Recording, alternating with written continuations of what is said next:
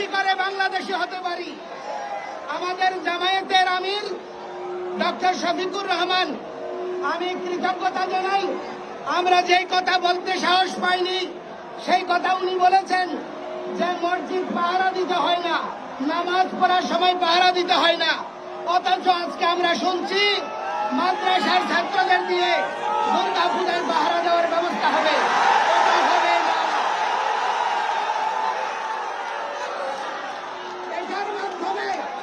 এটার মাধ্যমে মাননীয় ধর্ম উপদেষ্টা বিশ্ববাসীর কাছে বাংলাদেশের হিন্দুদের বাস্তব চিত্র তুলে ধরেছে যে এই দেশে হিন্দুরা কত বিপন্ন হলে অপরাপর ধর্ম বিশ্বাসের মানুষকে পাহারা দিয়ে তাদের অস্তিত্ব রক্ষা করতে হয়।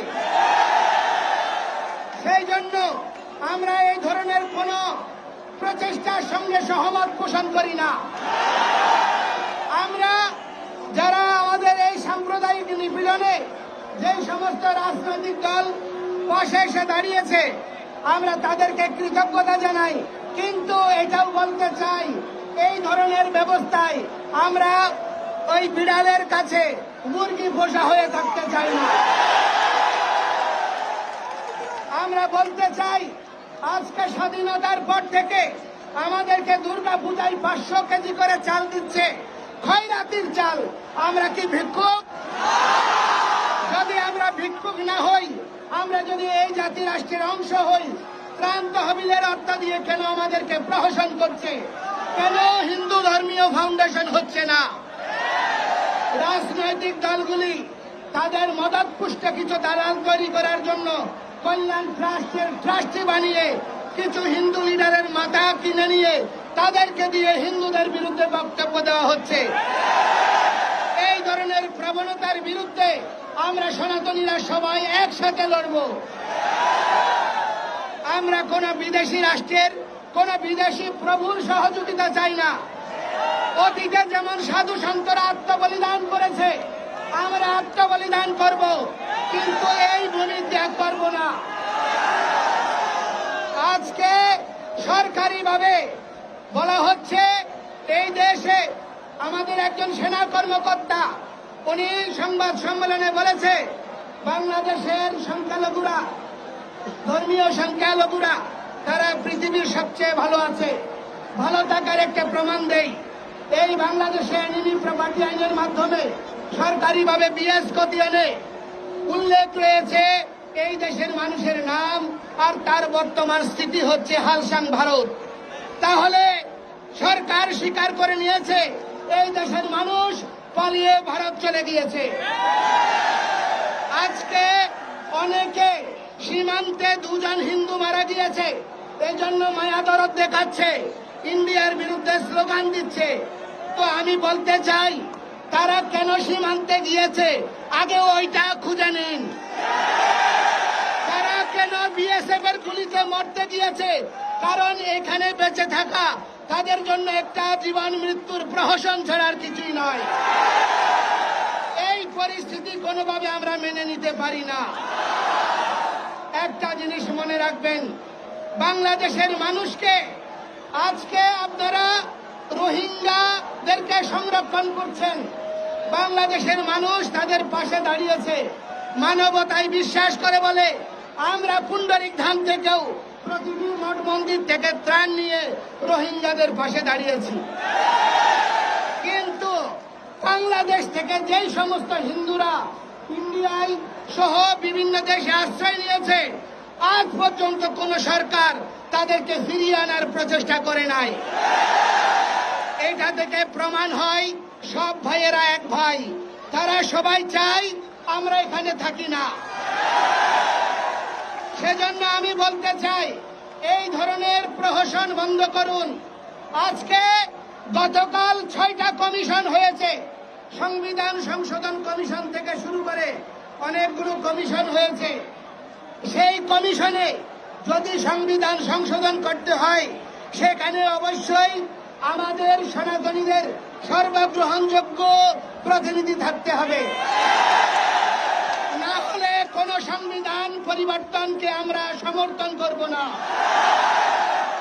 আমাদের নিয়ে দেবোত্তর সম্পত্তি আইন নিয়ে 13 সাল থেকে প্রহসন হচ্ছে, আজ পর্যন্ত থেমে নাই।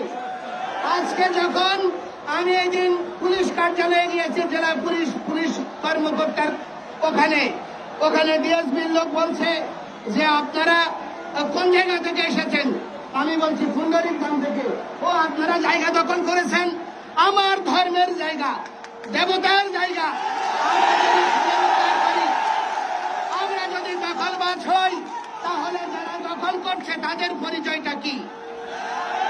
এই ধরনের প্রবণতা পরিত্যাগ করুন। আমি এই চট্টগ্রামের কৃতি সন্তান ডক্টর মোহাম্মদ ইউনূসের কাছে অনুরোধ করব, আজকে চট্টগ্রামবাসী জেগে উঠেছে, তারা আর ঘুমিয়ে নাই। আপনি যদি এই চট্টগ্রামে শান্তি দিতে না পারেন,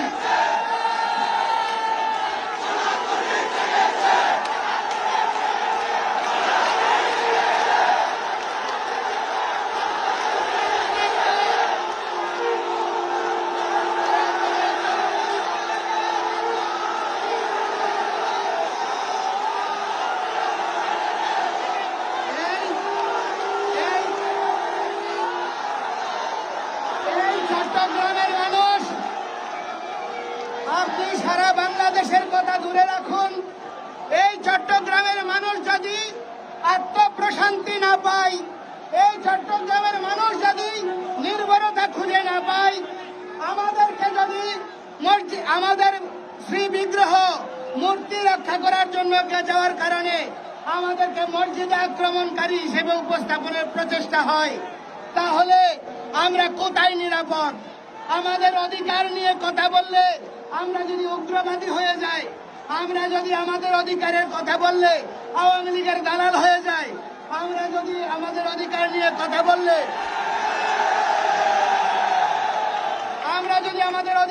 কথা বললে ভারতের দালাল বলা হয়, তাহলে আপনার ঘরের মানুষকে যদি আপনি রক্ষা করতে না পারেন, তাহলে সারা দেশের মানুষ কিভাবে নিরাপদ হবে? সেজন্য আমি অনুরোধ করতে চাই, আমাদের কতিপয় হিন্দু প্রতিনিধিরা গিয়েছে, আপনার সঙ্গে সাক্ষাৎ করেছে। আমি বলতে চাই, বাংলাদেশের অনেক প্রখ্যাত মঠ মিশন রয়েছে, মহান্ত সাধু সন্ন্যাসীদেরকে আপনার এই অধিকার আন্দোলনের পুরো ভাগে রেখে, তাদের মতামতকে সামনে রেখে আমাদের অধিকার দাবি বাস্তবায়নের উদ্যোগ গ্রহণ করতে হবে। কারণ আমরা কোন বিকৃত পশুর কাছে, কোন দালালের কাছে আমাদের জিম্মাদারি তুলে দিতে পারি না। তো সেজন্য আমি বলতে চাই, আজকে এই স্বাধীনতার পর থেকে বাংলাদেশে শুধুমাত্র সীতাকুণ্ডের দিকে তাকালেই বুঝতে পারবেন আমরা কত ভালো আছি। 4000 একর সম্পত্তি এখন 2000 একরও নাই। জাতীয় বৃত্তের যদি এই অবস্থা হয়, ঢাকেশ্বরী জাতীয় মন্দিরের জায়গা যদি এখনো বেদখলে থাকে, তাহলে সাধারণ হিন্দুদের কি অবস্থা আপনারা বুঝতে পারছেন। সেজন্য আমি অনুরোধ করতে চাই, আজকে কখনো ইসকনকে উগ্রবাদী, কখনো রামকৃষ্ণ মিশনকে ভারতের দালাল, কখনো সাধু সন্তদেরকে আপনার উগ্রবাদের সমর্থক এই পরিচয় দিয়ে, এই ট্যাগ দিয়ে প্রহসন করা আর যাবে না। আমরা সুসংঘবদ্ধ, আমরা